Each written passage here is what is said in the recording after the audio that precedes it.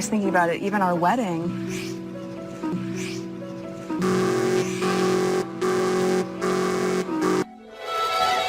In this video, I'd like to explore the gift that keeps on giving, which is Meghan Markle. I've received lots of messages, probably, out of the top 3 topics that I talk about here on YouTube, Meghan Markle is always up there in the top 3. And the messages have been round about, okay, can we just cut to the chase? Can we dig that little bit deeper? Is Meghan Markle as controlling as we think she is? Is there any evidence, believing Bruce, that you can show us that would, for once and forever, allow us to put a title, a bracket, even a fair perspective on Meghan Markle and say this is what is going on in the relationship, this is what is going on between her and Prince Harry? So what I'm going to do is just going to provide a number. Again, remember, biology doesn't lie. I can't make this up. If she hadn't done it, if she hadn't displayed these non-verbal tics, these behaviours, then I would not be talking about them. Okay, I wouldn't be talking about them. Anybody who's been on my channel before knows that I am for fair and balanced. Okay, fair and balanced. I look at the pros, I look at the cons, but I provide the evidence that, hey, this is what is presenting itself. So if I say, look, Meghan is doing X, Y, and Z, then that's got to be because Meghan is or is not doing X, Y, and Z. She can't argue with this. Prince Harry can't argue with this. Anybody from their PR team can't argue with this because I'm only able to comment on the stuff that we see, which is through Meghan Markle herself being present, doing things, not doing certain things at certain particular times. The T-junction, 2 seconds before, 2 seconds after. That limbic system, when does it activate? When does Meghan Markle expose herself autonomously for some of the real reasons why she's with Prince Harry? For some of the real reasons of the drivers, the triggers of her own ambition. So it's about control, all right? These are what the questions are about, control. And what I'd like to do is show you, in order, a little bit of a control fight that went on between her and Prince Harry. And this was at an official function. I'm taking it they were the guests of honour, the audience was waiting for them. They come to their seats, and what we call it's the thumb war, yeah, the thumb war. Thumbs are such an important part in anthropological history. They mean so much to certain cultures throughout the world. Think of the biggest one, are you okay? Yes. There is no bigger, sort of indicator that you're okay in some cultures than yes, I'm absolutely fine. Also, you'll find that when someone tries to present themselves in a state of authority, especially if they've got a jacket on, they will hold their thumbs upside their lapels like this, yeah, or the outside of the actual jacket. But thumbs will be pointing north. It's a bit like the steeple display, yeah, that position of authority. That non-verbal language tells you that I am in control. Also, thumbs can be used to gauge opinion, can be sway opinion. To get a point across, what I've just done there is used by politicians globally, all right, globally. That they will still make their point, but it's not as rude as pointing your finger, yet it's still as firm, okay, it still is firm. And what I want to show you in this first example is Meghan and Harry come to their seats. And all I can call it is awkward, all right, awkward. Because as they come to the seats, they go to grab hands, all right?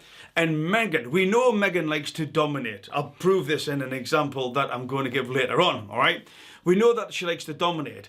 But this, when you actually look at what I'm talking about, the specifics of where the hands come together, it looks so unnatural, it looks uncomfortable. So they've come down, they join hands. Now, what I want you to look at, okay, is the fingers of Meghan Markle. Usually, if you hold a partner's hand or anybody's hands, the fingers are what you call interlinked. It's nice. It's cosy. Try it now with your partner if you're on the settee with them, all right? But one finger, then yours. Their finger, then yours. Their finger. It joins. This is the point that I'm trying to indicate here. What we find is that Meghan fights for that thumb supremacy, to have the outside thumb so much she actually ends up putting 2 fingers where only one should go. Now, what's the importance of that, I hear you ask? Well, actually, there's lots of importance. First and foremost, it's not common. All right, we're looking for a behavioural baseline that we can measure against, all right? So let's just take society in general. That's not common to hold somebody's hand like that. But more so, it's uncomfortable, all right? This is where we start getting into the dominance hierarchy. Because it's uncomfortable, because you know that it doesn't feel right and the other person knows that it doesn't feel right. Imagine you've went into work, all right? Or you're at a restaurant, or you're sitting at a bar. But you're at a table, okay? And you stretch your legs out. Work with me here, okay? You stretch your legs out. And you accidentally touch somebody else's leg. You don't just leave your legs there. Yeah, or stretch that little bit further and say, you know, trying to dominate the space. Generally what we'll do, automatically, autonomously, that limbic system kicks in. It's a bit like a fight or flight. It's embarrassment. It's social preservation. We will withdraw our legs. Okay? What we see here with Meghan is she's so intent on keeping that thumb dominance locked in that she's prepared to leave her fingers in an uncomfortable and uncommon position in order to press dominance across Prince Harry in this particular moment. Take a look.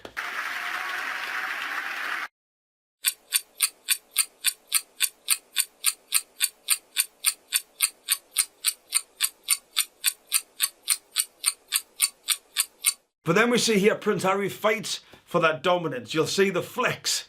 He's wanting to be let loose. They adopt the interjoined position, what I was talking about before, the more common.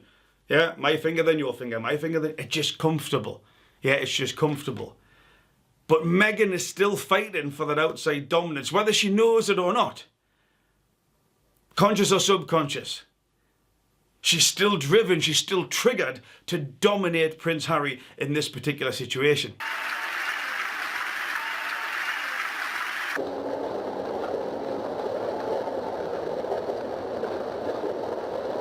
Now, Harry has control now, okay? Or perceived control. If you've got a partner, just run with me on this one. So Harry has control. He's wanted control. But now he's got control. He's already thinking of the repercussions. You'll see how he's flexing. Yeah, that hand is in a comfortable position. There is no need to flex. It's that limbic system kicking in with Prince Harry. It's a bit like, you know, if you and your partner go to a function, an event, you know, round a friend's house for a meal, a party, whatever it may be. And you have a few drinks and you're probably a little bit more tipsy than you should be, and you tell a drunk you think's really funny, and probably you're a little bit more drunk than the rest of the party. At the end of you giggling at your own joke, you look across and your partner's staring at you. You'll all been there, you all know what I'm talking about. There's a certain look between you and your partner. Nothing is said. Nobody else picks up on it. But even you in your drunken state think, oh, I don't want to go home. I know what I'm going to get when I go home now. He or she is definitely not happy with me. And this is what we've got here. Harry's fought for control, but you can see the limbic system is, you know, is picking up, is being triggered because he's flexing. He's panicking now because he's probably, again, it's just an assumption on my part, probably realised or thinking of the thoughts that are now go through Meghan's head. He's aware of what's going to come next. That's why the flex is there. If there was no fear factor, the hands would just be together. There's a reason why he flexes. In this behavioural cluster, what we've got, watch out for the micro grasp. It's like something's dropped and Harry's reached for it. When they do disengage their hands, this is just a micro, this is the stuff you get from Believe in Bruce, all right? Right at the end, you'll see Harry almost tried to just go for Meghan. Oh, please come back. Please don't be annoyed with me. I love you. Can we just fix it?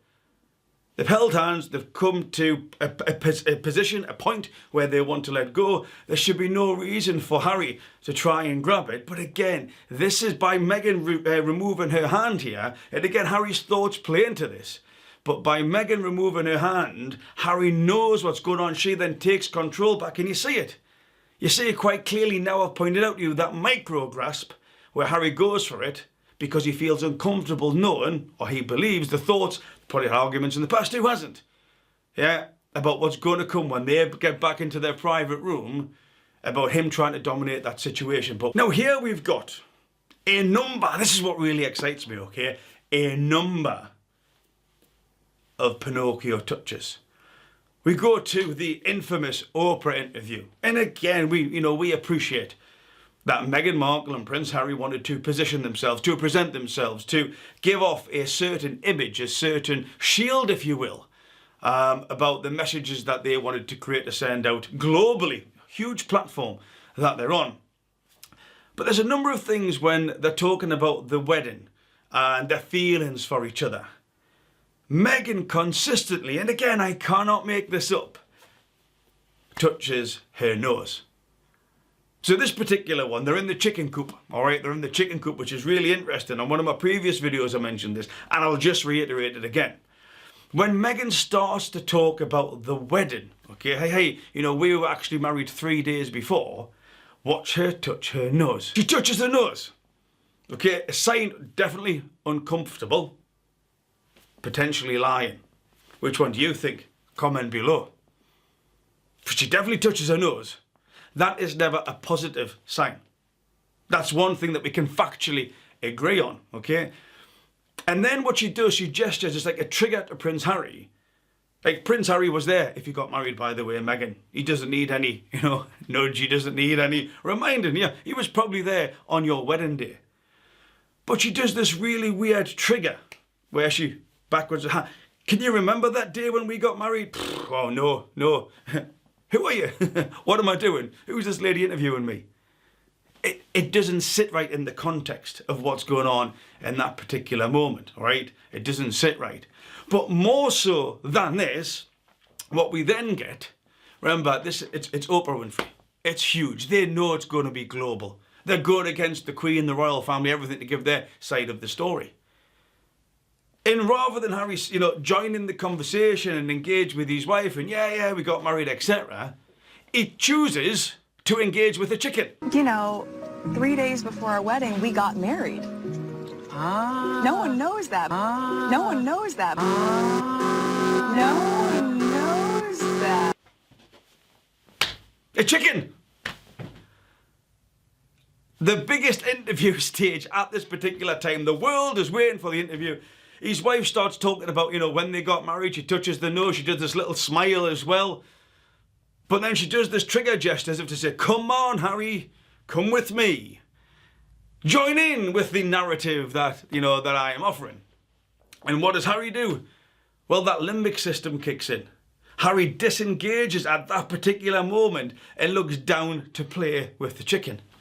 There is no positive engagement, there is no affirmation, there is no acknowledgement, there is no agreement from Prince Harry. Instead, he does a thing called disengagement. I'm removing myself from the situation. I'm then looking down because I'd rather look at a chicken than listen to what's going on in here. There's a reason why he feels uncomfortable enough to disengage and look at a chicken. Look at a chicken. Can I even believe? I can't believe I'm saying it, but it's true. The evidence is there. 3 days before our wedding, we got married. No one knows that. No one knows that. No one knows. See, and it's all these little micro expressions that allow you to see what people say. So important in business, so important in relationships. If you're a salesperson, it helps you to sell more. If you're a manager, it helps you to lead better. If you're wanting to get a higher performing team, it helps you to accumulate more of the data by getting more of what's available, on the desk so you can deal with it. Happier people getting more right first time. And I'd just like to thank the sponsor of this video, Huddle Culture, the world's premier body language trainers within the corporate industry. They've been delivering training for over 20 years now, right across the globe, helping teams connect better, develop more psychological safety. It's not about finding out who's lying and who's not lying. It's about getting more information, helping people feel safe enough to speak up. And why am I so passionate about it?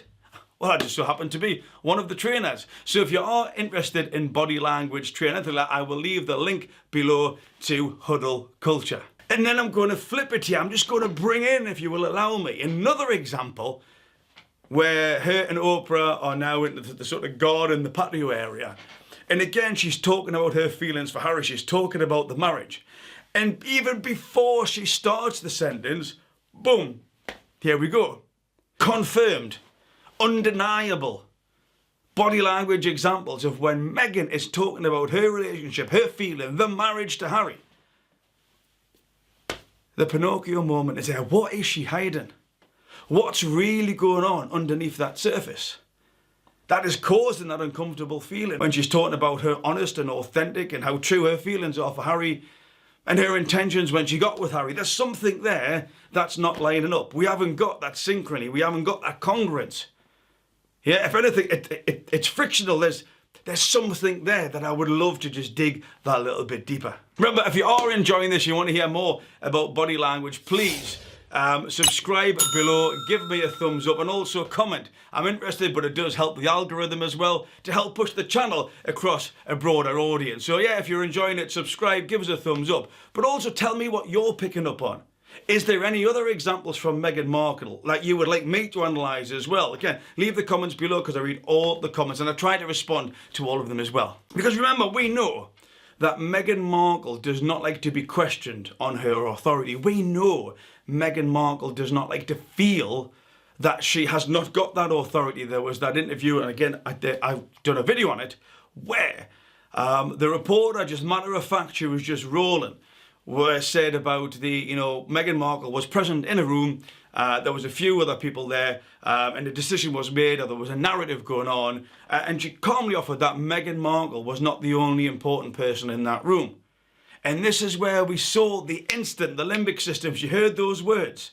Yeah, we've got the eye blocks going on. She did not want to hear what that woman had offered. We've got the instant reframe with the hair.